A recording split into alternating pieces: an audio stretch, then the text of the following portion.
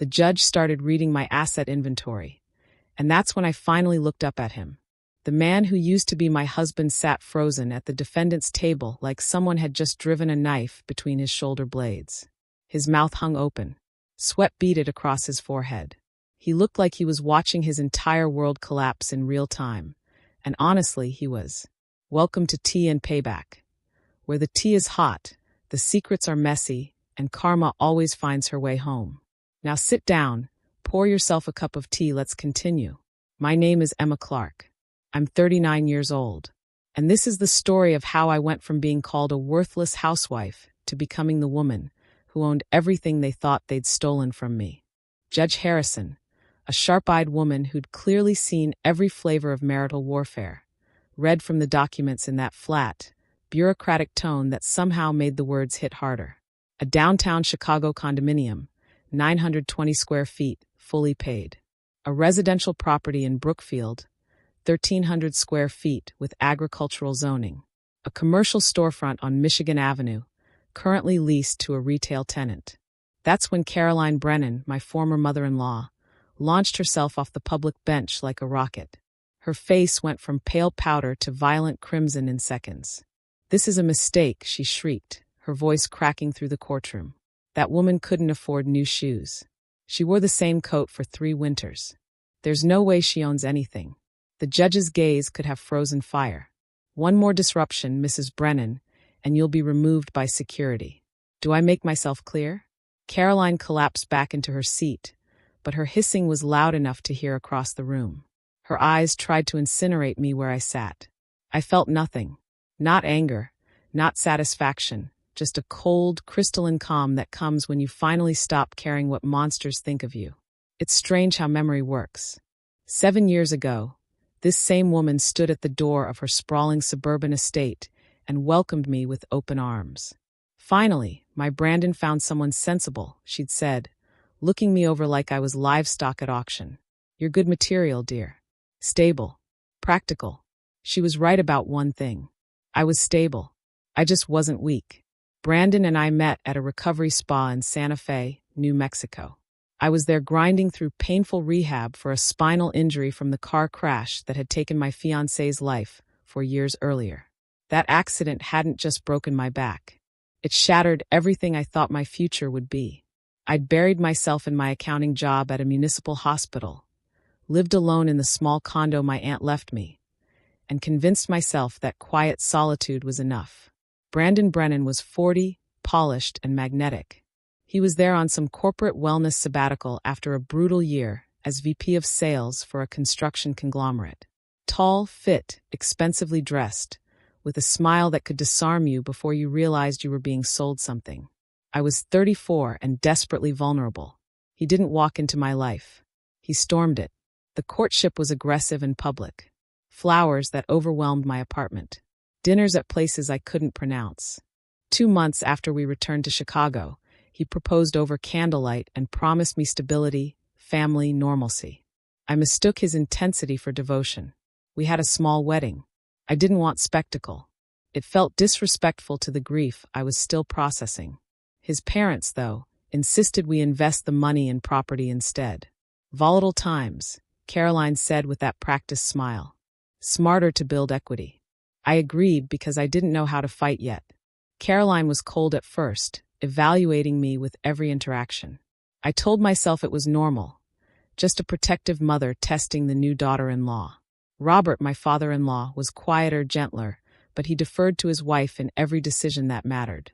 The first year felt genuinely happy. We rented a sleek apartment near Brandon's office, built routines, sketched futures. I kept my accounting work. He kept climbing. We looked like the aspirational American success story, showing up for Sunday dinners at Caroline's table, where she'd cook and subtly remind me how lucky I was. Then I got pregnant, and the mask cracked. At first, the joy was infectious. Caroline actually cried. "A grandchild," she whispered, clutching her chest. "I can feel it. A boy. Brandon's legacy." Brandon himself went into overdrive, buying every supplement imaginable, booking the most expensive prenatal care in the city. He wanted perfection. But during the second ultrasound, Dr. Patel frowned while studying the monitor. See this measurement, Emma? She pointed to the grainy image of our tiny developing child. The nuchal fold is thickened. There's a possibility of a chromosomal condition. We need to do additional testing. The next 2 weeks were suffocating. Blood draws, invasive procedures, genetic counselors, waiting. Brandon went silent, spending evenings staring at muted television screens. Caroline stopped by often, not to comfort, but to catastrophize. Why is this happening to us? There's never been anything wrong in our family. Is this some kind of punishment, Brandon? The diagnosis landed like a death sentence. Down syndrome. The geneticist, a kind woman with exhausted eyes, folded her hands on her desk. You have options, Emma. The timeline allows for termination if you choose that path. You need to consider the impact this will have on your marriage and your future. I didn't need to consider anything. A person was growing inside me. A child who already felt like the only light I'd had in 5 years. The ultrasound confirmed it was a girl. My daughter. Even if she was born different, she was mine. She was the one good thing to come out of the wreckage. I'm keeping the baby, I said, and my voice cut through the sterile air like glass. Brandon, staring out the clinic window at the traffic below, said nothing. The explosion came that evening at his parents' house. Caroline screamed so loud the chandelier shook. Are you out of your mind? You'll bring that damaged child into the world and destroy everything? Get rid of it before it's too late, Emma. Brandon tried to interrupt, but I could see it in his eyes. He was already standing on her side. I can't do that, I said, gripping the armrest to stay grounded. This is my child. Your child. Caroline's voice went shrill, her hand clutching her chest theatrically. It's going to be a burden, a weight around your neck for life. Brandon wanted a normal family. Normal children. A clean future. Robert murmured something soft, but Caroline snapped at him to be quiet before turning back to me. You're no longer welcome in this family unless you fix this mistake. Brandon, tell her she has to choose. Brandon drove me home in silence. That night, as I lay in bed unable to sleep, he sat on the edge of the mattress without touching me. Maybe Mom's right, he whispered. Why do we need this struggle? You're still young. We can try again. Have a healthy baby. A normal one. I turned and saw it clearly. Not sadness. Not even disappointment. Revulsion. He didn't see people. He saw problems, faulty investments to be written off. Leave, I said. The word was heavier than any scream. Just go. The pregnancy dragged on in grim isolation. Brandon stayed technically, sleeping in the guest room, but he lived his own life. Late nights, early mornings, monosyllabic conversations. He stopped coming to appointments, claiming work was too demanding. Caroline called weekly with the same poisonous question, always in that fake sweet tone. Have you come to your senses yet, Emma? It's not too late to fix this. I hadn't come to my senses. Lily was born on a cold November morning. She was tiny, wrinkled, unmistakably marked by her syndrome. But when the nurse placed her warm, fragile body on my chest and she opened those clear, trusting eyes, a fierce protective love roared through me like wildfire. I knew with absolute certainty I'd made the only right choice. Brandon came to the hospital on the 3rd day. He stood by the bassinet, looked down at his sleeping daughter for maybe 30 seconds, and muttered, "Well, now you're satisfied, aren't you?" He didn't touch her. He didn't approach me. He left. Lily's first year was relentless. Doctor visits, developmental assessments, physical therapy, occupational therapy, speech pathology. Children with Down syndrome need constant, expert stimulation. I quit my accounting job. I couldn't leave her with anyone, especially not Brandon's family. He gave me money, reluctantly, always with a cutting remark. How much more can you spend on doctors? She'll never be normal. Are you trying to bankrupt me? Caroline completely refused to acknowledge her granddaughter. My attempts to bring Lily to their house were met with vicious refusals. Don't bring that creature here. It raises my blood pressure. This is your punishment for being stubborn, Emma. The isolation was crushing. My parents were gone. My old friends had drifted away after the accident. Brandon's family actively shunned us. Brandon himself came home drunk more and more, or didn't come home at all. When Lily turned 18 months, the final piece clicked into place. I walked into the hallway and heard Brandon on the phone, his back to me. He hadn't heard my footsteps. "Of course I love you," he was saying, his voice warm in a way it never was with me anymore. "It's just complicated right now.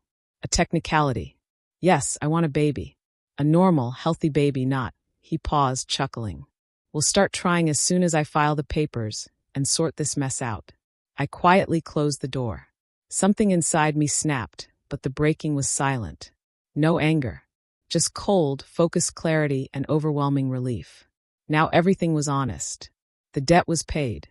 Now it was time for justice. The next day, after Brandon left for work, I sat at the computer. For the first time since Lily's birth, I searched for something for myself. It started small, almost accidental.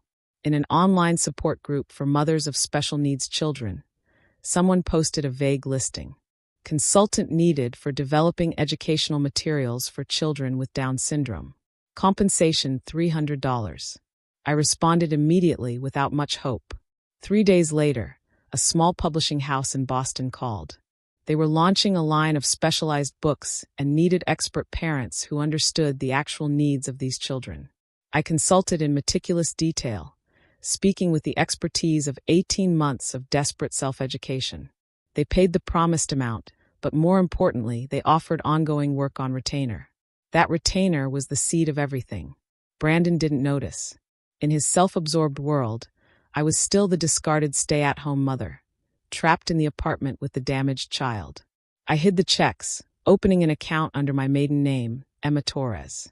In the first months, I made $400 to $600 consulting, helping craft programs, quietly writing articles for parenting portals under a pen name. The breakthrough came when I met Jessica Chun, the mother of a boy with severe autism, in an advocacy forum. Jessica, a former product designer, complained bitterly about the lack of quality, affordable developmental tools designed for non-neurotypical learning patterns. You know what? I typed back late one night, driven by adrenaline. "Let's stop complaining and make them ourselves. I'll handle curriculum and capital. You handle design and production." A week later, we registered an LLC in Illinois, Horizon Learning Tools.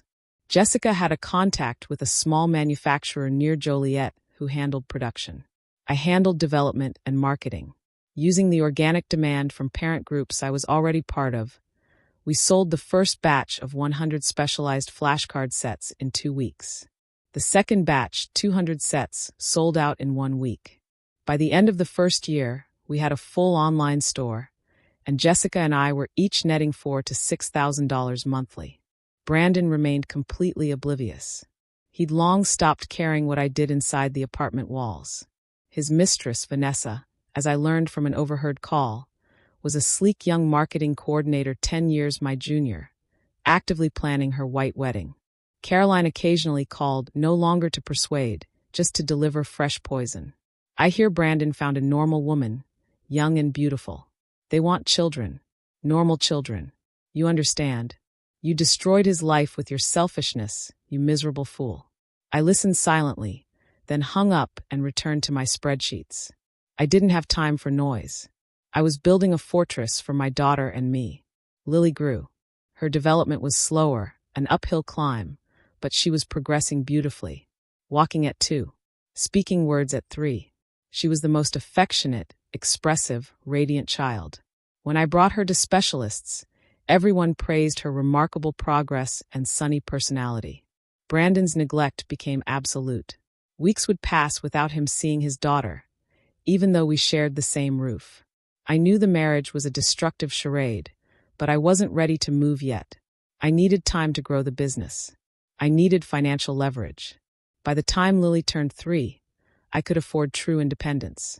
Horizon Learning was booming. Jessica and I had expanded to sensory bins, adaptive reading tools, hired employees, open distribution in multiple states. My hidden income stabilized above $10,000 monthly. I made my first deliberate strike. I bought the condo, 920 square feet of sunlit freedom, in my own name using business funds. Downtown location. Family-friendly. Walking distance to developmental services. Brandon only glanced at joint account balances and never noticed the separate transfers. Then came the suburban house 50 miles out, a fixer-upper with an acre of land perfect for the garden I dreamed of tending with Lily. I filed the deed under Emma Torres. My final move was the commercial space downtown. Small loan, paid off in 5 months from retained profits. Renting it to a boutique generated steady income that went straight into Lily's trust fund. In 4 years, while Brandon entertained his mistress and mourned the normal family he never had, I transformed from a financially helpless housewife into a businesswoman with a net worth exceeding $1.3 million. I was ready, and now, in this Chicago courtroom, where my special needs daughter had been called a burden, where my former mother-in-law was hissing curses, where the man I married was demanding his share of marital assets, they were finally learning the truth. The total confirmed value of the respondent's assets, Judge Harrison looked up, her face expressionless, is $1.35 million.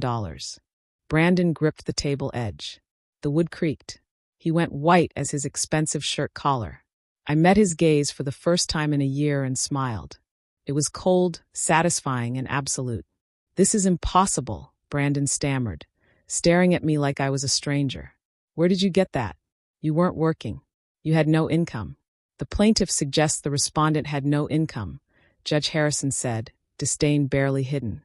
"I have documents confirming Ms. Clark is 50% owner of a successful multi-state educational company, engages in specialized consulting, and has verifiable income averaging $10,000 monthly for the past year. All official, all taxed, all impeccably documented. Your Honor," my attorney, Richard Navarro, an elegant silver-haired strategist I'd hired 3 months prior, interjected smoothly. "Every asset was acquired by my client personally, outside the marriage or through the business she created and operated independently." Caroline let out a strangled sound, clutching her chest.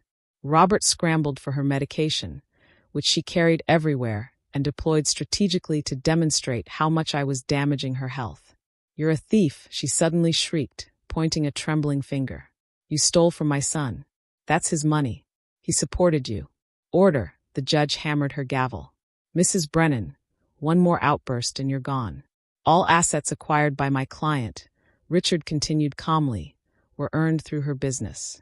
Your son has no legal claim." "But I gave her money," Brandon found his voice high-pitched and desperate. "I supported her and the child. That means I'm entitled to half that business." "Entitled to what, Mr. Brennan?" Richard opened a precise ledger. "Let's review. According to bank records, you transferred an average of $1,300 per month for child support over 4 years. Given your income of $8,000 monthly, that's roughly 16%. Adequate perhaps, but hardly generous for a special needs child." I remembered every transfer. I remembered Brandon screaming that I was bleeding him dry every time I asked for a few hundred more for specialists or equipment. $1,300 a month for a child requiring constant therapy, expensive materials, special nutrition, weekly sessions. I spent 10 times that from my own earnings. "Furthermore, Your Honor," Richard continued, "I have witness statements confirming the plaintiff hasn't resided at the marital address for 2 years. He's been living exclusively with his girlfriend. We also have evidence he systematically avoided participating in the child's care, refused medical appointments, showed zero interest in her health or development." "That's a lie," Brandon jumped up, face red. "I was working. For the family. For our future." "Which family, Brandon?" I finally spoke, leaning forward, my voice surprisingly calm and clear. "The one where you called your daughter damaged? Or the one you were planning with Vanessa?" He froze, mouth open. "I have recordings, Brandon." I nodded to Richard, who produced a small voice recorder. "I started documenting 6 months ago when I realized divorce wasn't enough. I needed protection." Richard pressed play. The courtroom filled with Brandon's voice, raw and pathetic. "I'm tired of this, Vanessa. Tired of living with that defect. I want a normal family. Normal kids. Emma's a stubborn fool who destroyed my life. We should have gotten rid of it when the doctors told us." Caroline went deathly pale. Brandon clutched his head, his world visibly collapsing. "That's not what I meant," he mumbled weakly. "And here's another, Your Honor." Richard switched tracks. Caroline's voice filled the room, vicious and triumphant. "Finally, you're divorcing her. Take everything, Brandon. She's nobody. She has nowhere to go with her brat. You can live normally with Vanessa. She'll give you healthy, handsome children, unlike that thing." Silence hung thick and poisoned. Judge Harrison looked at Caroline with open disgust, like inspecting something rotten. "I didn't mean that," Caroline stammered, looking frantically for escape. "I was worried about my son's future." "Enough," the judge raised a firm hand. "We proceed to asset division." Brandon's lawyer, a young cocky man who clearly hadn't done his homework, sputtered about jointly acquired property, arguing the wife couldn't have built a business without the family structure the plaintiff provided. Richard calmly, surgically dismantled every argument. "The condo was purchased with my client's funds in her name. I have complete documentation. The house, same. The commercial property, same. The business is registered to my client and a partner. Brandon Brennan has no legal, equitable, or moral claim to any of it. But we were married 4 years," Brandon started screaming, desperation overcoming caution. "Everything acquired during marriage is shared." "Not everything, Mr. Brennan," the judge explained patiently. "State law stipulates that property acquired by one spouse through individual business activity is personal property. Your wife created the business independently without your capital. Documents confirm this. I demand compensation." Brandon slammed his fist on the table. "I supported her while she stayed home. That's a contribution. You supported the family by fulfilling minimal duty as husband and father." Richard cut in, voice steely. "And poorly. My client, in contrast, not only provided for herself and the child independently, but contributed significantly more to household expenses. Here's proof." He pulled another immaculate file. "Rent receipts for the apartment for 3 years. Paid from my client's business account. Grocery receipts. Children's clothes. Medication. Therapy sessions. All from her funds. The picture is clear, Your Honor. You were formally married, but for 3 years each of you lived on your own income, with the crucial difference that my client spent hers on the child and household while the plaintiff spent his exclusively on personal pursuits. I'd collected every receipt, every statement, every check for 2 years. Scanned them, saved them encrypted, backed them to the cloud. Ready for this moment. We moved to custody," the judge said. "The plaintiff requests the minor, Lily Brennan, reside with the mother. Does the respondent object?" "I do not object," I confirmed quietly. "I object," Brandon suddenly cut in, voice cracking. He was scrambling, watching his financial future evaporate. Everyone stared. "Brandon, what are you?" Caroline whispered. "Shut up, Mom." He shook his head violently. "I want the child with me. I'm her father." Curious timing. Richard's tone was glacial. Considering the plaintiff's complete lack of involvement for 4 years. "I'm her father," Brandon licked his lips nervously. "I have rights. Besides, the mother doesn't have proper conditions. She lives in a rented apartment. My client owns a 920-square-foot condo purchased in cash," Richard reminded dryly, "plus a suburban home. Her conditions are demonstrably superior to the plaintiff's current situation. But she works too much now." Brandon grasped at straws. "Who'll watch the child?" "My mom can help." "The same mother who, according to sworn testimony and recordings, called your daughter a brat and refused to see her for 4 years?" The judge looked through papers, expression hardening. "You believe that's suitable childcare?" Caroline winced, finally silenced. "Furthermore," the judge continued, "according to Child Services reports, the mother's conditions fully meet requirements. The condo has a dedicated room with every adaptive tool needed. The mother takes the child to every specialist and is actively engaged in her development. You, Brandon Brennan, haven't visited your daughter at home once in the past year." "I was working," Brandon tried weakly. "Working or living with your mistress," the judge countered. "I have testimony from 3 witnesses confirming you resided elsewhere for 14 months. She removed her glasses, rubbing her nose wearily. "In 20 years on the bench, I've seen many custody battles. Do you genuinely want the child, or is this a cynical attempt to evade child support?" Brandon was silent, face mottled red. "I asked the court to consider," Richard stood, delivering the final blow, "that the plaintiff systematically spoke about the child in profoundly humiliating ways. We have recordings and witnesses confirming he used offensive terms to describe his own daughter, was ashamed of her existence, refused to appear with her publicly or take her to appointments. Transferring custody would cause serious, irreparable psychological harm. But she doesn't understand anything, Brandon burst out, reverting to his cruel defense. She has Down syndrome. She can't. Intellectual disability does not equal lack of emotions, Mr. Brennan. The judge cut him off sharply. Children with Down syndrome sense perfectly how others feel about them, especially parental rejection. According to the clinical psychologist's report, your daughter actively recoils from you and experiences significant distress in your presence. I remembered the psychologist delicately asking if everything was okay at home. Lily, usually affectionate with strangers, would visibly shrink and hide behind my legs whenever Brandon appeared. Children know. They always know the difference between acceptance and rejection. The court rules. The judge began reading the final decision, voice firm and resounding, that custody of the minor, Lily Brennan, is awarded to the mother, Emma Clark. The father is granted visitation every second and fourth Saturday monthly from 10 a.m. to 4 p.m., supervised by the mother or authorized person at a neutral location. Supervised? Brandon was outraged. I can't be alone with my own child. Given your stated position and demonstrated attitude over 4 years, the court deems supervision necessary for the child's emotional safety. The judge sliced through his protest. If you prove fundamental change, it can be reconsidered. For now, this stands. Regarding child support, she continued, considering the plaintiff's income of $8,000 monthly, the court orders child support at 25% of all income, totaling $2,000 per month. What? Brandon jumped up. That's robbery. I have loans. Obligations. I won't pay that. That's the standard state-mandated rate for one child, the judge replied calmly.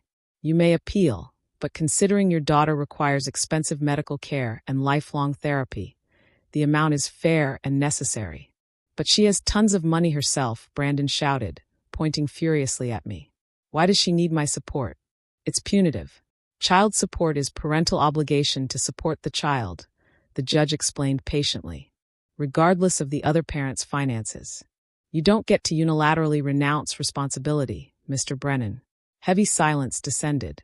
Furthermore, the judge continued, the court orders the plaintiff to pay court costs to the respondent totaling $3,000, plus compensation for emotional distress. What emotional distress?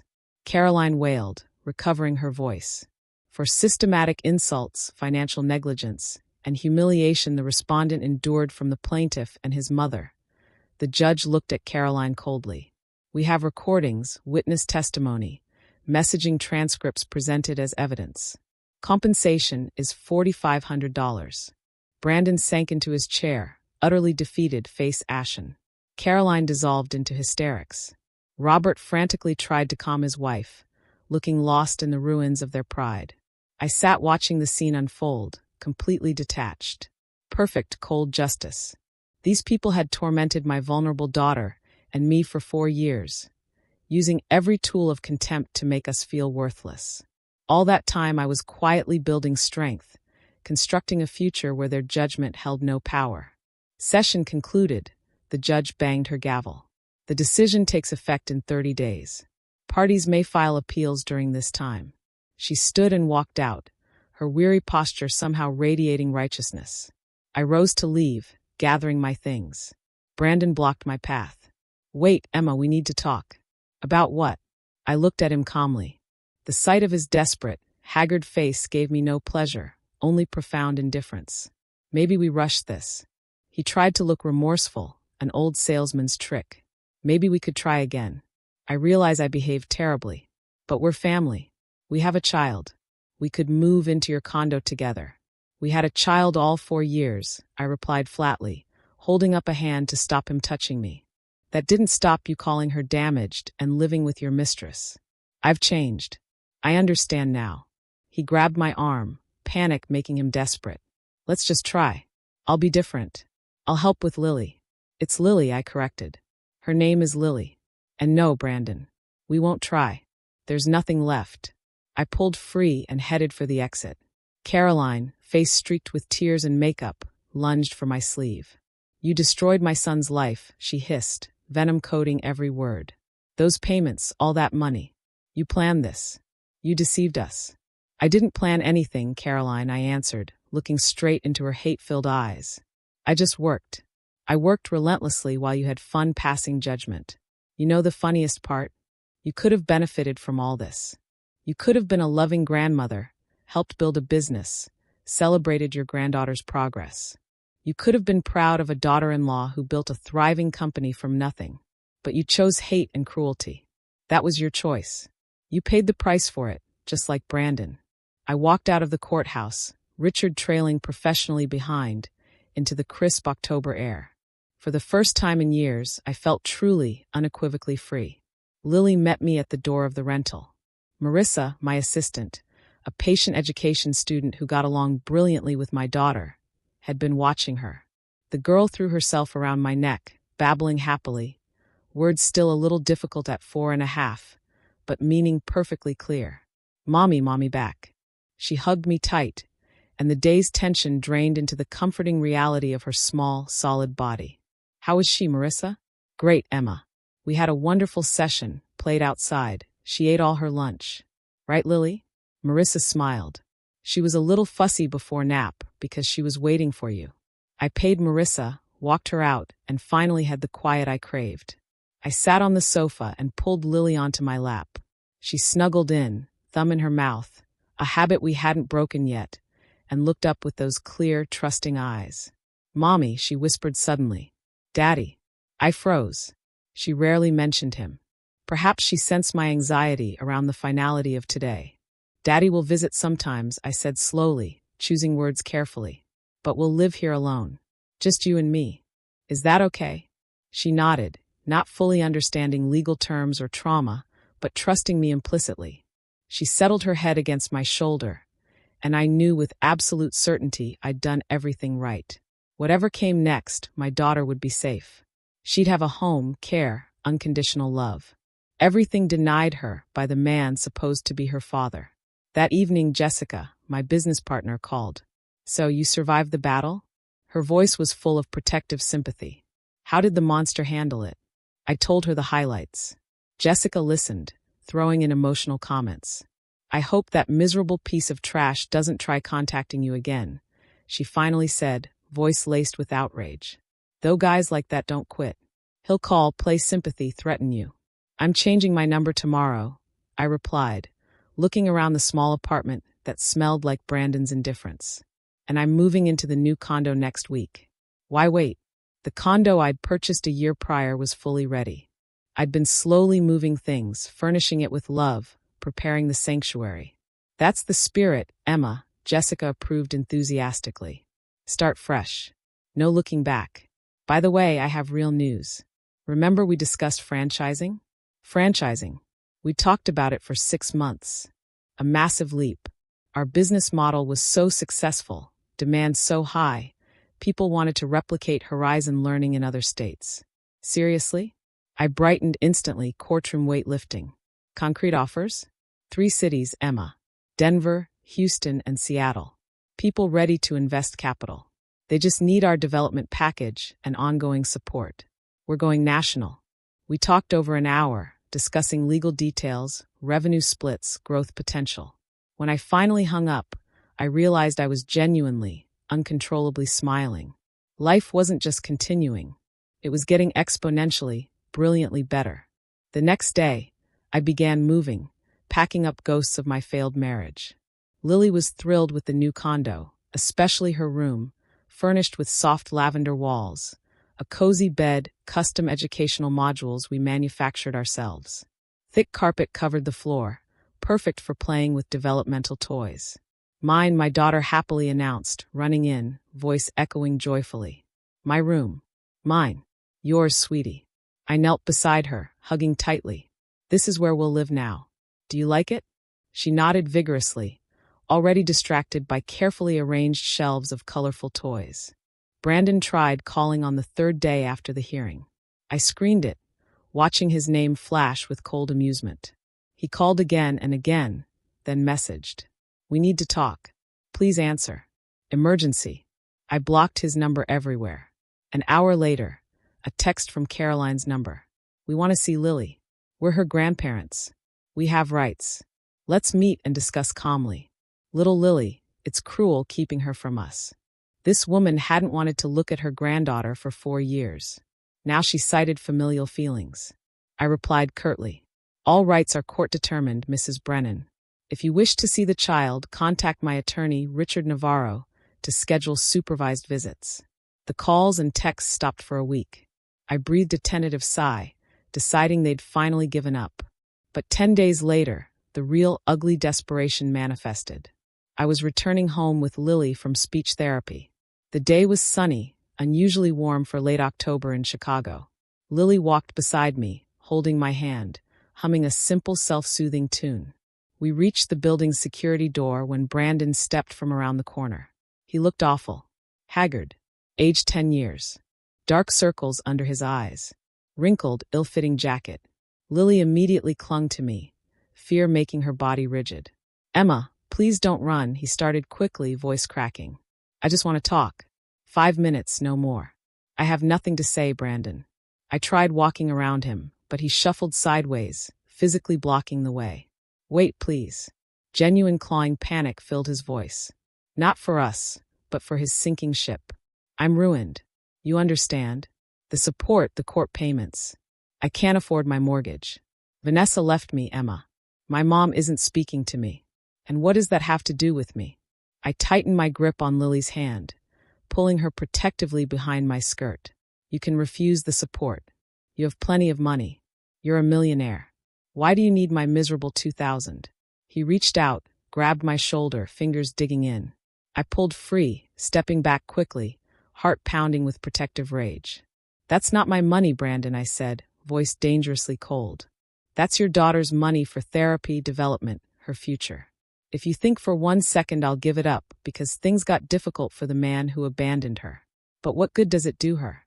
He raised his voice loud enough to draw attention from a nearby resident. She'll never be normal anyway. Why spend so much on a lost cause? Lily began crying quietly, hiding her face in my jacket. Get out. I felt true protective rage boil inside me, blinding everything but her safety. Right now, Brandon, or I'm calling police and having you arrested for violating the court order. But it's your fault, he persisted, face twisted in horrible blaming snarl. You should have listened to the doctors. Should never have had that. Say it, I stared him down, eyes narrowed into cold steel. Say the word you called your own daughter all these years. He fell silent, breathing heavily, shallow conscience finally hitting him. You know what the worst part is, Brandon? I hugged the crying Lily tightly to me. It's not that you're out of money or that your girlfriend left. It's that you still don't understand what you lost. You have a daughter, an amazing, kind, smart girl. Yes, she's different, but she would have loved you fiercely if you'd given her even a fraction of a chance. You didn't, and now it's far too late. I walked around him and quickly ushered Lily into the building. He didn't follow. Upstairs, I spent a long time rocking Lily, singing lullabies, rubbing her back until her small, shaking body finally calmed. I called Richard and told him what happened. That's direct violation of the court order and harassment, he said immediately. Ambushing you at home, scaring the child. We can file for restriction of his rights if this continues. Let's wait 2 days, I replied, unwilling to dive back into court. Maybe the threat finally sunk in. But 2 days later, it repeated. Brandon waited outside the developmental center, lurking by a park bench. Again, aggressive manipulation. Again, raw humiliation. Again, a terrified Lily. I immediately filed for restriction of his parental rights.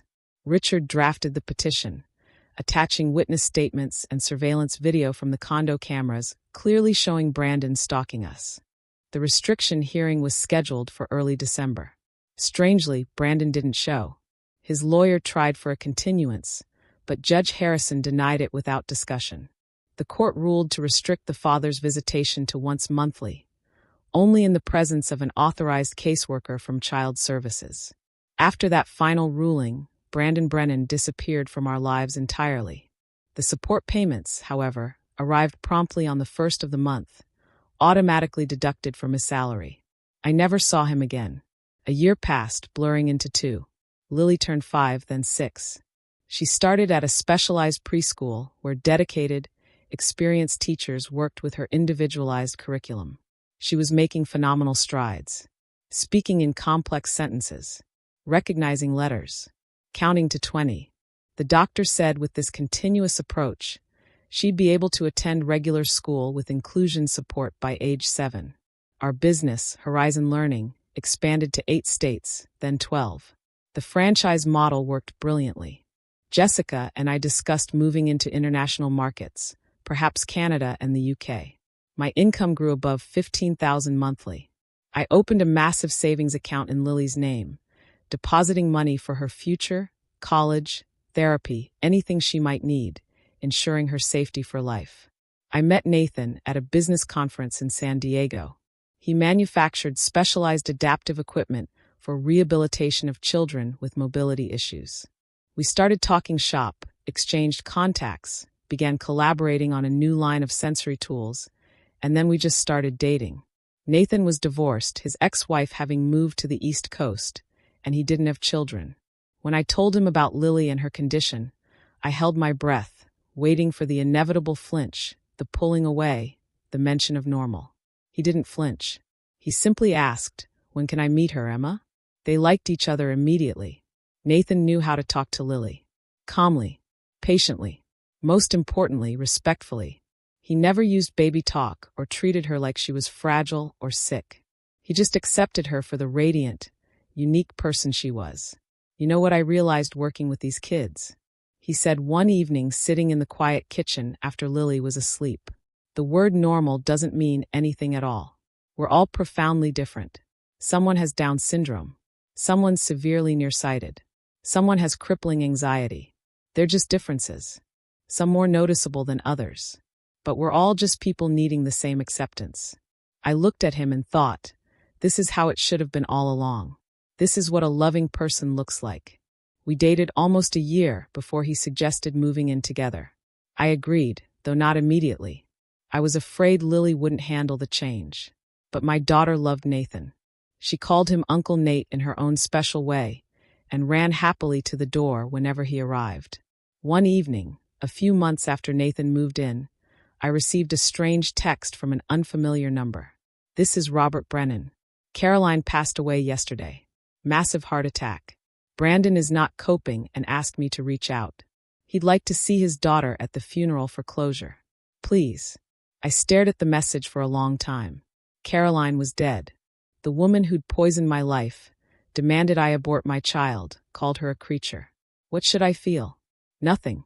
I felt nothing but cold final emptiness, like a long fever had broken. "I'm not going," I told Nathan, showing him the text. "And I'm absolutely not taking Lily." "You shouldn't," he hugged me tightly. "No need to traumatize the child or yourself for those people." I sent Robert a brief professional reply. "My sincere condolences for your loss. We will not be attending the funeral. All future contact must go through my attorney." A week later, he called himself. His voice was tired, the voice of a very old, broken man. "I know I have no right to ask this, Emma, but Brandon is doing very badly. After his mother's death, he started drinking heavily and lost his job last week, foreclosing on his place for debts. He says he wants to see his daughter just once, just to say goodbye." "Say goodbye?" I frowned. "Is he going somewhere, Robert?" Robert paused, a choked sound passing over the line. "He talks about suicide," he finally whispered, voice trembling. "I don't know if he's serious, but I'm terrified. I'm old and sick. I can't watch him constantly. If something happens, I won't survive it."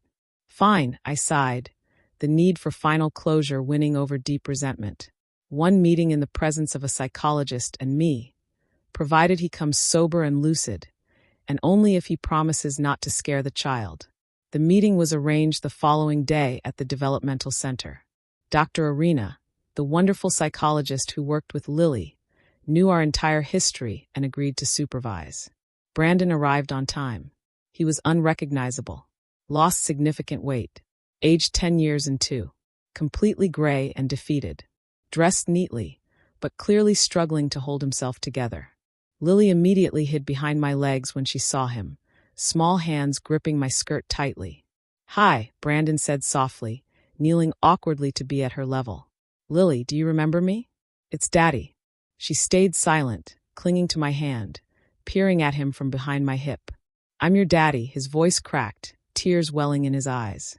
"And I want to tell you I'm sorry. Please forgive me." Lily looked at him warily, assessing the strange, trembling man. "I was a bad daddy," he continued, speaking to her small shoes. "A very bad one. I didn't love you. I didn't care for you. I said terrible things about you. That was wrong because you're a beautiful, good girl, and I regret so much I didn't realize it sooner." He wiped his eyes roughly with his sleeve, leaving a smudge. "I'm not asking you to forgive me," he said, looking up at me for the first time. "I just want you to know it's not your fault. You're not to blame for anything. I am. Only me. And I'll regret what I did to you and your mother for the rest of my life." Lily surprised us both. She slowly stepped forward from behind my protection and extended her hand to him. Not for a hug, but just her small, perfect hand, like one offers a respectful acquaintance when saying goodbye. "Daddy," she said clearly. "Bye-bye now." Brandon took her small palm in his, squeezing gently, his face crumpling. "Bye-bye, little Lily," he whispered. "Grow up big and happy. Live well." That was our last meeting. I never saw Brandon Brennan again. 2 more years passed, bringing healing and prosperity. Lily started elementary school. A regular school with an inclusive education class. She still had difficulty with academics, but she tried her hardest, always with a sunny disposition. She made friends instantly with a bright, chatty girl named Sophie who lived in our building. She learned to read, write, and count. Slowly but surely. She danced, drew, and played with friends. I married Nathan in a quiet, intimate ceremony. We just signed papers, had a small celebration with Jessica, Robert, and close friends at the suburban house, which was now a gorgeous retreat. Lily was thrilled. Nathan wasn't Uncle Nate anymore. He was her real, kind, loving father. Nathan officially adopted her. Brandon, through his attorney, didn't object at all. Our business grew to national level, a powerhouse in specialized education. We opened production facilities in multiple states and launched a comprehensive online platform with customized courses for parents of special needs children. I spoke at national conferences, gave interviews, became known in specialized circles as a leading expert on Down syndrome rehabilitation and parental advocacy. And you know what the most amazing thing was? I was happy. Truly, fundamentally happy. I had a beloved daughter, a loving husband, and a successful business that actually did good in the world. I'd built everything I'd dreamed of during those terrible, lonely days when I sat in a rented apartment with a baby in my arms, unsure how I'd face the next day. One crisp autumn evening, when Lily was 8 years old, Robert called. I hadn't spoken to him in years. I just transferred money to him twice yearly, quietly, anonymously, to help him survive. He was completely alone now and very sick. I couldn't leave the old man without help, despite everything his wife and son had done. "Brandon died," he said without preamble, voice barely a breath. 3 days ago. Liver cirrhosis. I buried him yesterday, Emma. Alone. I was silent, not knowing what to say, feeling only the lingering echo of his cruelty and relief at his final departure. "He asked me to tell you," the old man continued, voice cracking, "that he was grateful you let him see Lily that last time. It was the only light memory he had in his final years." "I'm so sorry, Robert," I said quietly. "Don't be," he sighed, a sound of profound exhaustion. "He chose his own path, as we all do. I would like to see my granddaughter sometime if you wouldn't mind. I know I don't deserve it, but I'm old and sick. I'll die soon, and I'd like to see her just once. Normally." "All right," I finally decided, the weight of his loneliness too heavy to bear. "Come this Saturday for an hour. You can see your granddaughter, but this doesn't mean regular contact. This is for her, not us." "Thank you." There were quiet tears in his voice. "Thank you, Emma." He arrived that Saturday with a huge bouquet of white and lavender roses and a large box of fancy chocolates. Lily was wary but showed no fear. Robert sat in the armchair and simply looked at her, watching her play, never taking his eyes off her. When she showed him her latest school drawings and told him about dance class, he listened, nodding, and smiled the fragile, honest smile of a broken man. "She's so smart," he said quietly before leaving. "She talks so well, knows so much. And we were blind fools. We chased a phantom. Forgive us." I walked him to the door, the chill of the afternoon settling in. You know what I finally realized? He turned on the threshold, facing the twilight. Happiness was right here all along. In this little girl. In you. In the truth of your spirit. And we chased illusions. A normal child. A normal family. A perfect life.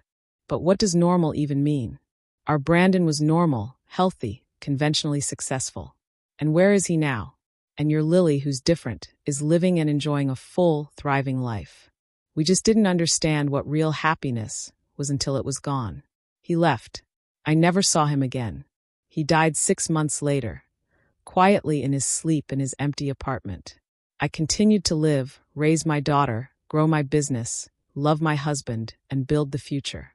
Sometimes in the evenings when Lily was asleep and I sat in her room looking at her peaceful face in the low light, I thought about the path we'd traveled, about that courtroom, where my ex-husband screamed he didn't need that burden, about the profound shock on their faces when they learned the helpless housewife was a successful, independent entrepreneur, about how their lives, built on contempt and cruelty, crumbled into dust. I didn't gloat. Honestly, I was just indifferent. They chose their path. I chose mine. They lost everything they valued. I gained everything that mattered. That's the simple moral math of life. The one thing I knew for certain was that my girl would never, ever hear she wasn't wanted, would never feel she was wrong or damaged. She'd grow up with absolute love, dedicated care, and profound respect. Because she deserves it, just like every child on this earth. And everything else is just not important. You know, looking back now, I realize something crucial. Sometimes the world tries to break you just to see if you'll rise stronger. I spent years proving my worth to people who never deserved to judge me. But in the end, the only validation that mattered came from my daughter's smile. Lily taught me what unconditional love truly is. She reminded me that strength isn't loud. It's quiet, patient, and born from pain you refuse to surrender to. If there's one thing I want you to take from my story, it's this. Don't let anyone define your value. You can rebuild your life from ashes. One act of love, one brave choice at a time. And when the storm passes, you'll see peace doesn't come from revenge, but from freedom and self-respect. They thought they'd destroyed me when they demanded I get rid of my daughter. They thought they'd won when they called her damaged and worthless. They thought they had all the power because they had the money, the status, the normal life everyone's supposed to want. But here's what they didn't understand. Real power isn't about what you inherit or who validates you. It's about what you build when everyone says you can't. It's about loving fiercely when the world tells you not to. It's about turning your pain into purpose and your rejection into revolution. I didn't set out to destroy Brandon Brennan and his family. I set out to protect my daughter and build a life worth living. Their destruction was just a consequence of their own choices. They chose cruelty. They chose contempt. They chose to see a beautiful child as a burden instead of a blessing. And in the end, that's what killed them. Not my revenge. Their own poison. Brandon died alone, broken by alcohol and regret, buried by a father who could barely stand. Caroline died with hate in her heart, never knowing the joy of her granddaughter's laughter. And I'm here, thriving, building, loving, living a life so full and rich it would have been unimaginable to the broken woman I was 8 years ago. The woman they tried to destroy doesn't exist anymore. She died the moment I decided my daughter's life had value. What rose from those ashes was someone they never saw coming. Someone stronger, smarter, and infinitely more dangerous than they could have imagined. Not because I wanted revenge, but because I refused to be a victim. So if you're out there right now, in your own darkness, facing your own monsters who tell you you're worthless, who demand you sacrifice what you love for their comfort, who try to make you small so they can feel big, hear me. You are not small. You are not worthless. You are not powerless. You are a storm they mistook for a breeze. And when you finally rise, they won't know what hit them. Not because you destroyed them, but because you built something so beautiful, so strong, so undeniably real that their illusions simply couldn't survive in the light of your truth. That's not revenge. That's resurrection. And it's the most powerful force in the world.